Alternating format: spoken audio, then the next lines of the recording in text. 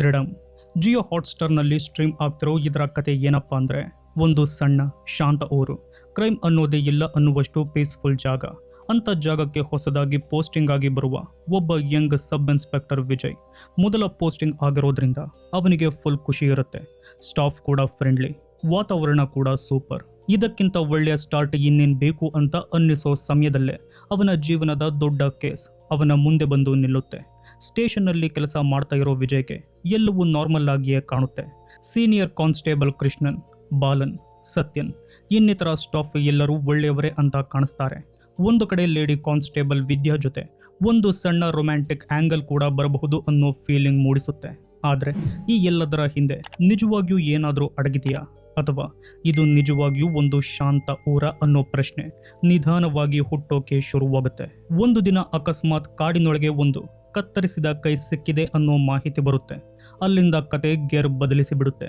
ಕೈ ಸಿಕ್ಕಿದ್ರೆ ಬಾಡಿ ಕೂಡ ಎಲ್ಲೋ ಇರಬೇಕಲ್ಲ ಅಂತ ಹುಡುಕಿದಾಗ ಕೊಳೆತು ಹೋಗಿರೋ ಒಂದು ಶವ ಸಿಗುತ್ತೆ. ಪೋಸ್ಟ್ ಮಾರ್ಟಮ್ ವರದಿ ನೋಡಿ ಇದು ಸಿಂಪಲ್ ಕೇಸ್ ಅಲ್ಲ ಅನ್ನೋದು ಗೊತ್ತಾಗುತ್ತೆ. ಇದೇ ವಿಜಯ್ಗೆ ಬಂದ ಮೊದಲ ದೊಡ್ಡ ಮರ್ಡರ್ ಕೇಸ್. ಆದರೆ ನಿಜವಾದ ಶಾಕ್ ಇನ್ನೂ ಬಾಕಿ ಇರುತ್ತೆ. ಅದೇ ಸಮಯದಲ್ಲಿ ಊರಿನ ಫೈನಾನ್ಸ್ ಕಂಪನಿಯಲ್ಲಿ ದೊಡ್ಡ ರಾಬರಿ ಆಗುತ್ತೆ. ಕೋಟ್ಯಾಂತರ ಮೌಲ್ಯದ ಚಿನ್ನ ಮತ್ತು ಹಣ ಕಾಣೆಯಾಗಿರುತ್ತೆ. CCTV ಕ್ಯಾಮ್ರಾಗಳನ್ನೇ ಡ್ಯಾಮೇಜ್ ಮಾಡಿ ಲಾಕರ್ ಎತ್ತಿಕೊಂಡು ಹೋಗಿರ್ತಾರೆ. ಇದು ಸಾಮಾನ್ಯ ಕಳ್ಳತನ ಅಲ್ಲ ಅನ್ನೋದು ಸ್ಪಷ್ಟ. ಆದರೆ ಪ್ರಶ್ನೆ ಏನಂದ್ರೆ, ಮರ್ಡರ್ ಕೇಸ್ ಮತ್ತು ಈ ರಾಬರಿಗೆ ಏನಾದರೂ ಕನೆಕ್ಷನ್ ಇದೆಯಾ, ಅಥವಾ ಎರಡು ಬೇರೆ ಬೇರೆ ಘಟನೆಗಳ? ವಿಜಯ್ ತನಿಖೆ ಶುರು ಮಾಡಿದಂತೆ ಒಂದೊಂದು ಹೊಸ ಹೆಸರು ಬರೋಕೆ ಶುರುವಾಗುತ್ತೆ. ಸಾಲ ತೆಗೆದುಕೊಂಡು ಜೀವನ ಹಾಳು ಮಾಡಿಕೊಂಡವರು, ಆತ್ಮಹತ್ಯೆ ಮಾಡಿಕೊಂಡವರ ಕುಟುಂಬಗಳು, ಫೈನಾನ್ಸ್ ಕಂಪನಿಯ ಮೇಲೆ ಕೋಪ ಹೊಂದಿರೋ ಜನ ಎಲ್ಲರೂ ಸಸ್ಪೆಕ್ಟ್ ಆಗಿ ಕಾಣಿಸ್ತಾರೆ. ಒಂದು ಹಂತದಲ್ಲಿ ಒಬ್ಬ ವ್ಯಕ್ತಿಯ ಮೇಲೆ ಸಂಪೂರ್ಣ ಅನುಮಾನ ಹೋಗುತ್ತೆ. ಆದರೆ ನಿಜವಾಗಿಯೂ ಅವನೇ ಅಪರಾಧಿಯ, ಅಥವಾ ಯಾರಾದರೂ ಅವನನ್ನ ಕೇವಲ ಬಲಿಪಶು ಮಾಡ್ತಿದ್ದಾರಾ? ಕತೆ ಮುಂದೆ ಹೋಗ್ತಾ ಹೋದಂತೆ ಮತ್ತೊಂದು ಶವ ಸಿಗುತ್ತೆ, ನಂತರ ಇನ್ನೊಂದು. ಪ್ರತಿಯೊಂದು ಶವವು ಒಂದೇ ರೀತಿಯ ಪ್ಯಾಟರ್ನ್ನಲ್ಲಿ ಸಿಗೋದು ವಿಜಯ್ಗೆ ಇನ್ನಷ್ಟು ಡೌಟ್ ಹುಟ್ಟಿಸುತ್ತೆ. ಯಾರೋ ತುಂಬ ಕ್ಯಾಲ್ಕುಲೇಟೆಡ್ ಆಗಿ ಕೆಲಸ ಮಾಡ್ತಿದ್ದಾರೆ ಅನ್ನೋದು ಕ್ಲಿಯರ್ ಆಗುತ್ತೆ. ಆದರೆ ಯಾರು? ಒಬ್ಬ ಸೀರಿಯಲ್ ಕಿಲ್ಲರ್, ಅಥವಾ ದೊಡ್ಡ ಗ್ಯಾಂಗ್, ಇಲ್ಲವೇ ಎಲ್ಲರೂ ಊಹಿಸದ ವ್ಯಕ್ತಿ? ರಾತ್ರಿ ಪ್ಯಾಟ್ರೋಲಿಂಗ್, ಕಾಡಿನೊಳಗೆ ಸರ್ಚ್, ಮಾಸ್ಕ್ ಹಾಕಿಕೊಂಡು ಓಡಾಡೋ ನೆರಳುಗಳು, ಹೊಸ ಹೊಸ ಕ್ಲೂಗಳು. ವಿಜಯ್ ಎಷ್ಟು ಮುಂದೆ ಹೋಗ್ತಾನೋ ಅಷ್ಟೇ ಹೆಚ್ಚು ಗೊಂದಲಕ್ಕೆ ಸಿಲುಕ್ತಾನೆ. ಒಂದು ಕ್ಲೂ ಸಿಕ್ಕರೆ 3 ಹೊಸ ಪ್ರಶ್ನೆಗಳು ಹುಟ್ಟುತ್ತೆ. ಕೊನೆಗೆ ಅವನಿಗೆ ಸಿಗೋ ಒಂದು ಚಿಕ್ಕ ಸಾಕ್ಷಿ ಇಡೀ ಕೇಸ್ನ ದಿಕ್ಕನ್ನೇ ಬದಲಾಯಿಸುತ್ತೆ. ಆದರೆ ಆ ಕ್ಲೂ ಅವನನ್ನ ಸತ್ಯದ ಹತ್ತಿರ ಕರೆದೊಯ್ಯುತ್ತಾ, ಅಥವಾ ಇನ್ನೂ ದೊಡ್ಡ ಅಪಾಯದ ಒಳಗೆ ತಳ್ಳುತ್ತಾ? ಆದರೆ ಸ್ನೇಹಿತರೆ, ಈ ಮೂವಿಯ ನಿಜವಾದ ಹೈಲೈಟ್ ಅಂದ್ರೆ ಅದರ ಕ್ಲೈಮ್ಯಾಕ್ಸ್. ಇಡೀ ಸಿನಿಮಾ ಪೂರ್ತಿ ವಿಜಯ್ ಒಂದು ಸತ್ಯದ ಹಿಂದೆ ಓಡ್ತಾ ಇರ್ತಾನೆ. ಒಂದೊಂದು ಕ್ಲೂ ಸಿಗ್ತಾ ಹೋದಂತೆ ಕೇಸ್ ಸಿಂಪಲ್ ಆಗೋ ಬದಲು ಇನ್ನಷ್ಟು ಕಾಂಪ್ಲಿಕೇಟೆಡ್ ಆಗ್ತಾ ಹೋಗುತ್ತೆ. ಕೊನೆಗೆ ಅವನಿಗೆ ಸಿಗೋ ಉತ್ತರ ಮಾತ್ರ ಅವನು ಊಹಿಸಿರೋದಕ್ಕೂ ಸಂಪೂರ್ಣ ಬೇರೆ ಲೆವೆಲ್ನಲ್ಲಿರುತ್ತೆ. ಈ ಎಲ್ಲ ಮರ್ಡರ್ಗಳ ಹಿಂದೆ ಯಾರಿದ್ದಾರೆ? ರಾಬರಿ ಮತ್ತು ಮರ್ಡರ್ ಕೇಸ್ ನಡುವೆ ನಿಜವಾದ ಕನೆಕ್ಷನ್ ಏನು?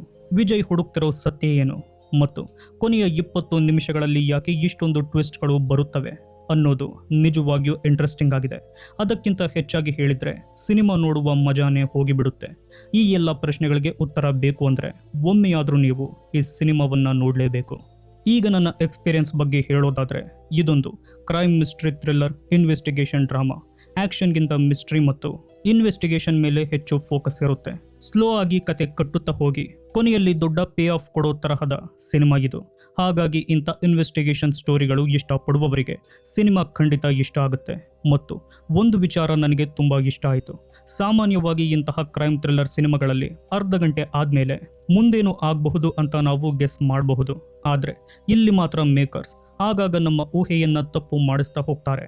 ಒಂದು ಕಡೆ ಮರ್ಡರ್ ಮಿಸ್ಟ್ರಿ, ಇನ್ನೊಂದು ಕಡೆ ರಾಬರಿ ಕೇಸ್, ಇದರ ಮಧ್ಯೆ ಬರೋ ಹೊಸ ಹೊಸ ಅನುಮಾನಗಳು, ಇವೆಲ್ಲ ಸೇರಿ ಆಡಿಯನ್ಸ್ ಅನ್ನ ಲಾಸ್ಟ್ ವರೆಗೂ ಎಂಗೇಜ್ ಮಾಡಿಕೊಂಡು ಹೋಗುತ್ತೆ. ಅದರಲ್ಲೂ ಕ್ಲೈಮ್ಯಾಕ್ಸ್ ಹತ್ತಿರ ಬಂದಾಗ ಅಸಲಿ ಕತೆ ಎಲ್ಲಿ ಹೋಗಿ ನಿಲ್ಲುತ್ತೆ ಅನ್ನೋ ಪ್ರಶ್ನೆ ತಲೆಯಲ್ಲಿ ಓಡುತ್ತಾನೆ ಇರುತ್ತೆ. ಅದಕ್ಕೆ ಈ ಮೂವಿ ಕೇವಲ ಒಂದು ಕ್ರೈಮ್ ಸ್ಟೋರಿಯಾಗಿ ಉಳಿಯಲ್ಲ, ಒಂದು ಇಂಟ್ರೆಸ್ಟಿಂಗ್ ಇನ್ವೆಸ್ಟಿಗೇಷನ್ ಜರ್ನಿಯಾಗಿ ಫೀಲ್ ಆಗುತ್ತೆ. ಈ ಸಿನಿಮಾದ ದೊಡ್ಡ ಪ್ಲಸ್ ಅಂದ್ರೆ ಅದರ ಸ್ಕ್ರೀನ್ ಪ್ಲೇ. ಒಂದೊಂದು ಕ್ಲೂ ಕೊಡ್ತಾ, ಒಂದೊಂದು ಸಸ್ಪೆಕ್ಟ್ ತೋರಿಸ್ತಾ ಆಡಿಯನ್ಸ್ ಅನ್ನ ವಿಜಯ್ ಜೊತೆ ಇನ್ವೆಸ್ಟಿಗೇಷನ್ ಮಾಡಿಸ್ತಾ ಹೋಗುತ್ತೆ. ಜೊತೆಗೆ ಬ್ಯಾಕ್ಗ್ರೌಂಡ್ ಸ್ಕೋರ್ ಕೂಡ ಸಸ್ಪೆನ್ಸ್ ಮೂಡಿಸೋಕೆ ಚೆನ್ನಾಗಿ ಸಹಾಯ ಮಾಡಿದೆ. ಮುಖ್ಯವಾಗಿ ಕ್ಲೈಮ್ಯಾಕ್ಸ್ಗೆ ಬಂದಾಗ ಸಿನಿಮಾ ಇನ್ನೊಂದು ಲೆವೆಲ್ಗೆ ಹೋಗುತ್ತೆ. ಮೂವಿಯ ಇನ್ನೊಂದು ಸ್ಟ್ರಾಂಗ್ ಪಾಯಿಂಟ್ ಅಂದ್ರೆ ವಿಜಯ್ ಪಾತ್ರ. ಒಬ್ಬ ಪೊಲೀಸ್ ಆಫೀಸರ್ ಆಗಿ ಅವನ ಕ್ಯಾರೆಕ್ಟರ್ ತುಂಬಾ ನ್ಯಾಚುರಲ್ ಆಗಿ ಅನ್ನಿಸುತ್ತೆ. ಅವನ ಫ್ರಸ್ಟ್ರೇಷನ್, ಕನ್ಫ್ಯೂಷನ್, ಕೋಪ ಎಲ್ಲವೂ ರಿಯಲ್ ಅನ್ನಿಸೋ ಥರ ಇವೆ. ಅದಕ್ಕೆ ಕಥೆಯ ಒಳಗೆ ಇನ್ನಷ್ಟು ಇನ್ವಾಲ್ವ್ ಆಗ್ತೀವಿ. ಮೈನಸ್ ಬಗ್ಗೆ ಹೇಳೋದಾದ್ರೆ ಕೆಲವರಿಗೆ ಮೊದಲ ಭಾಗ ಸ್ವಲ್ಪ ಸ್ಲೋ ಅನ್ನಿಸ್ಬೋದು, ಯಾಕಂದ್ರೆ ಸಿನಿಮಾ ಮೊದಲೇ ಆಕ್ಷನ್ ಅಥವಾ ದೊಡ್ಡ ಟ್ವಿಸ್ಟ್ ಕೊಡಲ್ಲ. ಪಾತ್ರಗಳನ್ನ ಮತ್ತು ಕೇಸ್ನ ನಿಧಾನವಾಗಿ ಸೆಟಪ್ ಮಾಡುತ್ತೆ. ಫಾಸ್ಟ್ ಫೇಸ್ ಆಕ್ಷನ್ ಮಾತ್ರ ಬೇಕು ಅನ್ನೋರಿಗೆ ಇದು ಸ್ವಲ್ಪ ಸ್ಲೋ ಫೀಲ್ ಆಗಬಹುದು. ಹಾಗಿದ್ರೆ ಯಾರು ನೋಡಬೇಕು? Crime thriller, investigation, mystery, suspense ಸಿನಿಮಾಗಳು ಇಷ್ಟ ಆದರೆ ಮಿಸ್ ಮಾಡಬೇಡಿ. ನಿಜವಾದ ಕ್ರಿಮಿನಲ್ ಯಾರು? ಎಲ್ಲ ಘಟನೆಗಳ ಹಿಂದಿನ ಮಾಸ್ಟರ್ ಮೈಂಡ್ ಯಾರು? ವಿಜಯ್ ಸತ್ಯ ಹೊರತೆಗೆದ್ನ ಅನ್ನೋ ಪ್ರಶ್ನೆಗಳು ನಿಮ್ಮ ತಲೆಯಲ್ಲಿ ಓಡ್ತಾ ಇರೋ ಥರ ಸಿನಿಮಾ ಇದೆ. ಆದರೆ mass fights, comedy, commercial entertainment ಮಾತ್ರ ಬೇಕು ಅನ್ನೋರಿಗೆ ಇದು ಅಷ್ಟಾಗಿ ವರ್ಕ್ ಆಗದೇ ಇರಬಹುದು. ಒಟ್ಟಿನಲ್ಲಿ ಹೇಳೋದಾದ್ರೆ ದೃಢಂ ಒಂದು under rated Malayalam crime thriller. Box ಆಫೀಸ್ನಲ್ಲಿ ದೊಡ್ಡ ಸಕ್ಸಸ್ ಆಗಿಲ್ಲ ಅಂದರೂ ಅದರ ಕತೆ ಮತ್ತು ಕ್ಲೈಮ್ಯಾಕ್ಸ್ ಖಂಡಿತ ಒಂದು ಬಾರಿ ನೋಡೋ ಹಾಗೆ ಮಾಡುತ್ತೆ. ನೀವು ಈಗಾಗಲೇ ಈ ಸಿನಿಮಾ ನೋಡಿದ್ರೆ ಹೇಗಿತ್ತು ಅಂತ ಕಮೆಂಟ್ನಲ್ಲಿ ತಿಳಿಸಿ. ನೋಡಿಲ್ಲ ಅಂದರೆ ಈಗಲೇ ಜಿಯೋ ಹಾಟ್ಸ್ಟಾರ್ನಲ್ಲಿ ನೋಡಿ. ಇಂಥ ಒಳ್ಳೆ ಸ್ಟೋರಿ ಇರೋ ಆದರೆ ಹೆಚ್ಚು ಜನ ಗಮನಿಸದೇ ಹೋಗಿರೋ ಸಿನಿಮಾಗಳ ರಿವ್ಯೂಗಳು ಬೇಕು ಅಂದರೆ ನಮ್ಮ ಚಾನಲ್ಗೆ ಸಬ್ಸ್ಕ್ರೈಬ್ ಆಗಿ, ನೋಟಿಫಿಕೇಶನ್ ಆನ್ ಮಾಡ್ಕೊಳ್ಳಿ ಮತ್ತು ವಿಡಿಯೋ ಇಷ್ಟ ಆದರೆ ಒಂದು ಲೈಕ್ ಮಾಡಿ.